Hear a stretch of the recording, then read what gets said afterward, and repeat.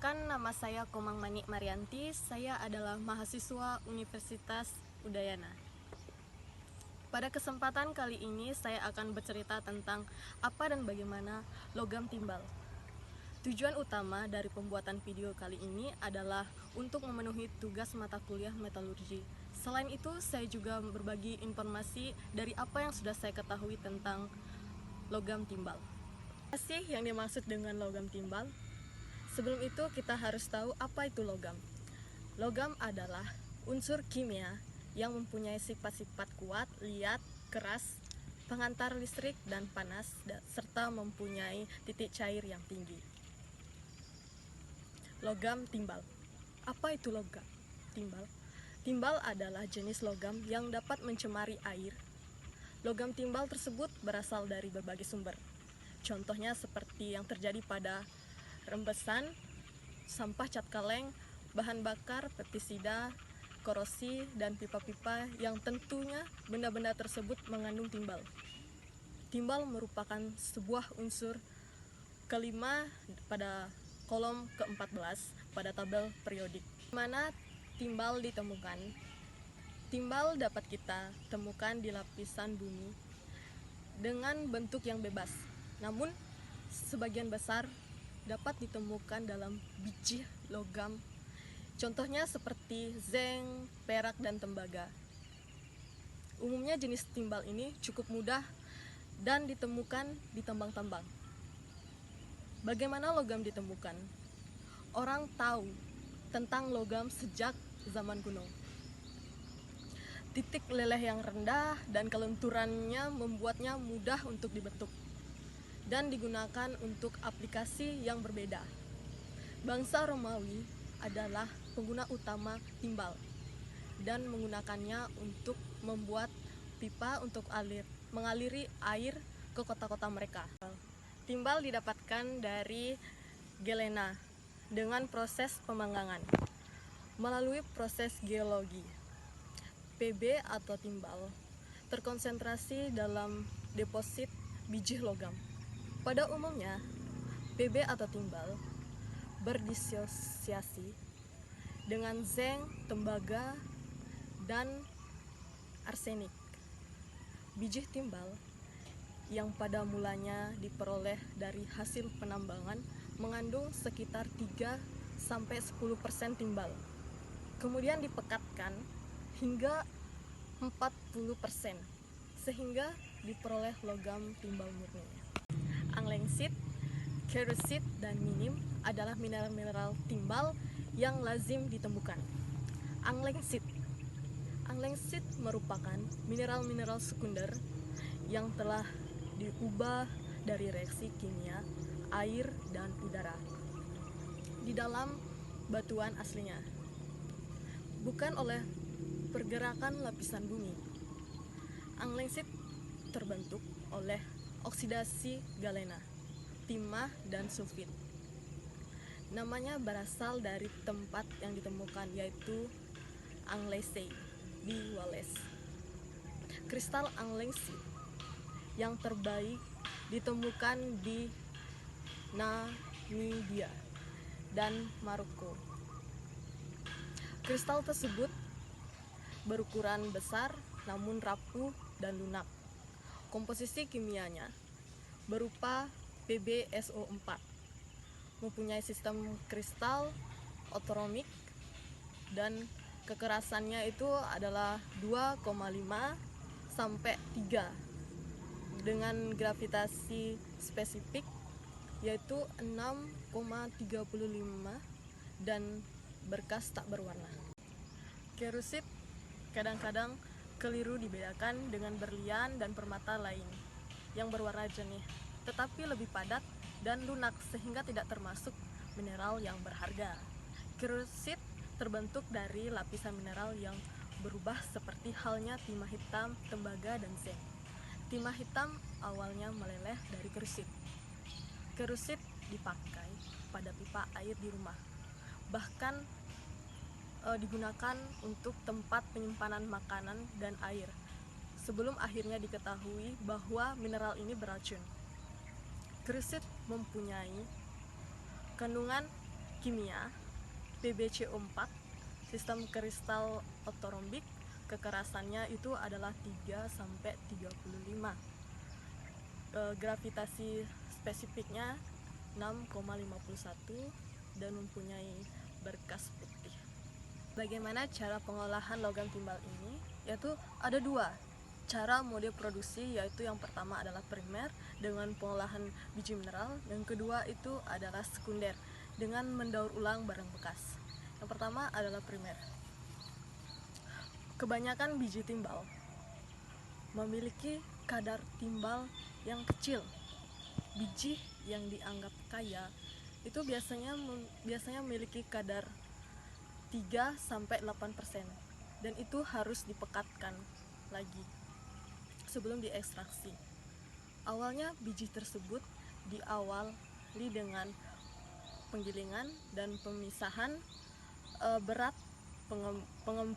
pengampungan buih, dan pengeringan. Konsentrat ini selanjutnya diubah menjadi logam timbal yang belum murni. Ada dua cara untuk melakukan hal ini, yaitu disebut dengan proses 2 tahap dan juga proses langsung. Tetapi banyak yang menggunakan proses 2 tahap dulunya, namun saat ini banyak yang menggunakan proses langsung. Yang pertama, proses 2 tahap. Awalnya timbal yang masih dalam bentuk sulfida dengan simbol PbS dipanggang di udara agar teroksidasi, yaitu 2 PbS atau sulfida ditambah dengan 3 O2 akan menjadi 2 PbU ditambah dengan 2 SO2. Karena timbal sulfida yang diolah masih belum murni, pemanggangan ini menghasilkan tidak hanya timbal 2 oksida atau PbO.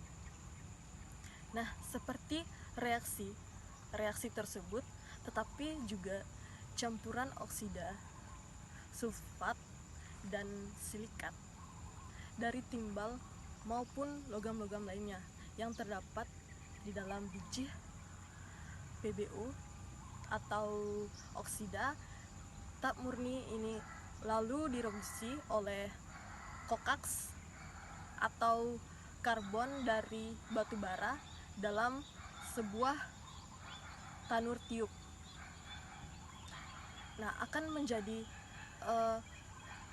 timbal PbO atau oksida ditambah C akan menjadi 2 Pb, kemudian ditambah dengan CO2 karena reaksinya tidak lebih, hasil reaksinya tidak murni dan tidak mengandung logam pengotor seperti antimon, bismut, tembaga, perak, dan emas.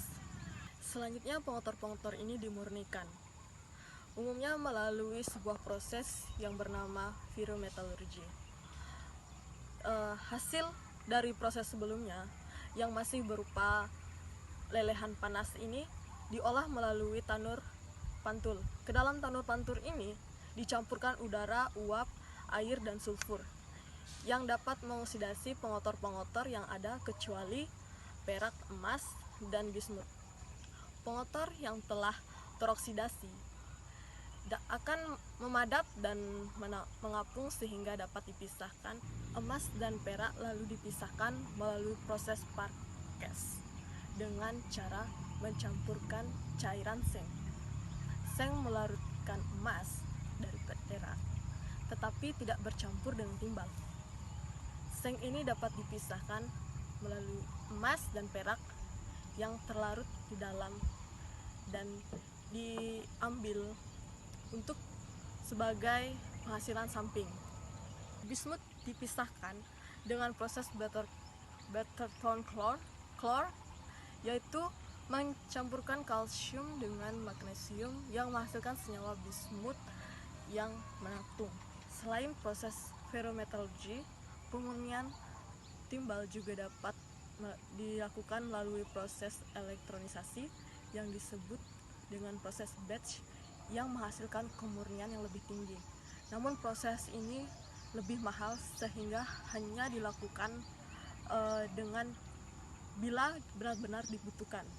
Sedangkan jika dilakukan dengan proses langsung, pada proses langsung ini logam timbal dihasilkan dari konsentrat yang seperti proses primer mengandung timbal sulfida atau dengan lambang PbS, dilelehkan dalam sebuah tanur yang dioksidasi menghasilkan timbal 2 oksida atau PbO. Karbon dari kokaks maupun gas batu bara ditambahkan ke dalam lelehan ini bersama dengan flux bahan yang dapat bereaksi. Pada ini, karbon ini mereduksi PbO atau timbal 2 oksida menjadi logam timbal atau Pb yang tercampur dengan terak atau ampas, PbO dan pengotor lain. Jika konsentrat masukkan proses ini memiliki kadar timbal yang tinggi, 80% dari timbal yang ada dapat menjadi logam timbal atau Pb, sedangkan sisanya akan menjadi PbO yang tercampur di dalam terak. Jika konsentrat hanya memiliki kadar timbal yang rendah, semua timbal yang ada akan teroksidasi dan hanya menjadi terak. Terak ini kaya akan timbal 25-40% dan logamnya dapat diperoleh dengan proses pembakaran, tenggelam, reduksi dalam tanur busuk listrik atau kombinasi keduanya dengan proses lain. Nah, para peneliti juga mencari proses penambangan timbal yang lebih bersih dan hemat energi. Namun sejauh ini, metode-metode alternatif memiliki kelemahan. Di antaranya adalah banyaknya timbal yang terbuang dalam terak, seperti tingginya kadar belerang pada logam timbal yang dihasilkan. Salah satu teknik yang mendapat perhatian para peneliti adalah ekstraksi hidrometalurgi melalui elektrolisa. Dalam proses ini, timbal kotor digunakan sebagai anode dan listrik dialirkan sehingga timbal kotor ini larut dan akan mengendap di katode sebagai timbal murni. Namun saat ini proses masih belum ekonomis kecuali berlokasi dengan sumber listrik yang sangat murah. Proses sekunder dilakukan dengan mendaur ulang barang bekas yang mengandung timbal. Barang bekas yang paling umum adalah baterai asam timbal. Selain itu, timah timbal, lembaran timbal, maupun pelapis kabel juga banyak digunakan. Dalam proses sekunder, sering sekali kita perlu dilakukan reduksi seperti halnya pada proses primer, karena timbal pada barang bekas sudah berupa unsur bukan senyawa. Hanya kasus-kasus tertentu, misalnya timbal yang telah teroksidasi atau hanya yang berupa senyawa seperti sisa baterai, perlu diproses dengan reduksi. Jika reduksi diperlukan, prosesnya mirip dengan proses primer, dilakukan dengan tanur putar. Perbedaannya itu adalah kadar pengotornya. Tanur tiup itu biasanya menghasilkan timbal keras dengan 10% antimon, sedangkan tanur putar itu menghasilkan semi lunak 3-4% antimon. Selain itu juga ada proses isosmelt yang di atas kertas juga dapat dilakukan proses primer. Pada proses ini, sampah baterai asam timbal yang terdiri dari timah oksida dan timah sulfat direaksikan dengan basa untuk memisahkan sulfatnya, lalu direaksikan pada sebuah tanur oksigen. Proses ini memiliki timbal yang murni. Pengotor utamanya biasanya adalah antimon. Pemurnian hasil ini mirip dengan primer, tapi kadang sebagai tahap pemurnian dapat ditiadakan tergantung pengotor yang terdapat pada bahan yang didaur ulang. Kemudian selanjutnya adalah kegunaannya. Apa saja sih kegunaan timbal ini? Jika timbal sebagai unsur, nah, logam timbal memiliki banyak sifat fisik yang berguna, yaitu contohnya seperti massa jenis, titik leleh yang rendah, mudah ditarik, relatif lengai. Banyak unsur logam yang lain yang memiliki sebagian sifat seperti ini, bahkan lebih baik daripada timbal. Tetapi umumnya logam-logam tersebut lebih langka atau sulit ditemukan. Namun timbal mulai ditinggalkan karena sifat racunnya. Timbal digunakan sejak tengah perabatan. Timbal sangat cocok digunakan sebagai peluru karena murah dan dapat dicetak dengan peralatan yang sederhana karena titik lelehnya yang sangat rendah. Namun saat ini timbal memang saat ini masih menjadi bahan utama dengan ada paduan bahan yang lain sebagai bahan pengeras. Namun untuk saat ini timbal tidak lagi digunakan karena untuk menjaga lingkungan yang dapat mencemari lingkungan karena timbal diketahui mengandung racun. Timbal digunakan sebagai paduan pada tembaga, perunggu, dalam potongan emas karena tidak larut dalam tembaga. Timbal membentuk globu atau tetesan kecil yang padat pada celah-celah dalam paduan timbal tersebut. Pada konsentrasi rendah, globu-globu ini berfungsi sebagai pelumas dan pencetak proteknya paduan tersebut saat dipotong atau diolah. Timbal juga digunakan sebagai peredam suara, getaran, atau radiasi. Hal ini disebabkan kepada padatan atau atom nomor yang tinggi serta sifatnya yang mudah dibentuk. Timbal tidak memiliki resonansi alami.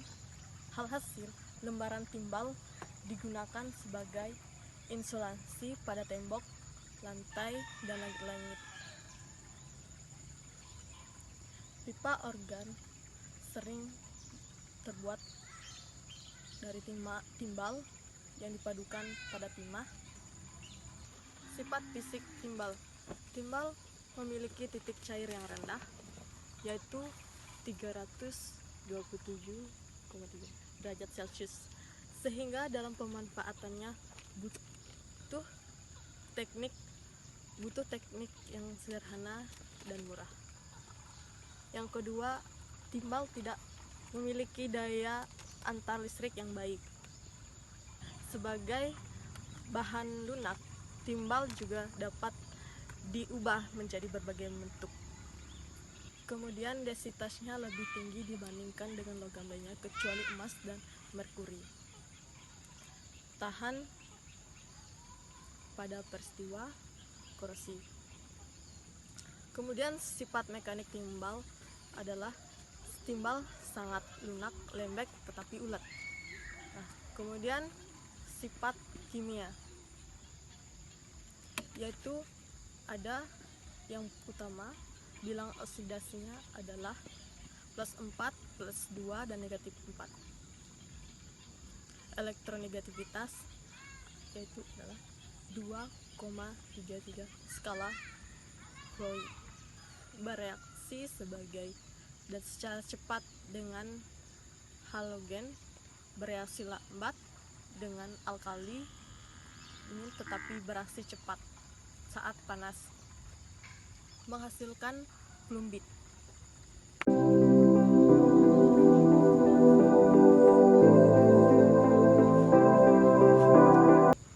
kasih. Sekian dari saya. Terima kasih kepada teman-teman dan semua yang sudah menyaksikan dan menonton video saya kali ini. Pada kesempatan kali ini mohon maaf jika ada kekurangan. Saya memohon saran dan kritikan dan tambahan jika ada kekurangan. Dan bagi teman-teman yang sudah menonton video saya ini, mohon like, karena like kalian sangat berarti bagi saya.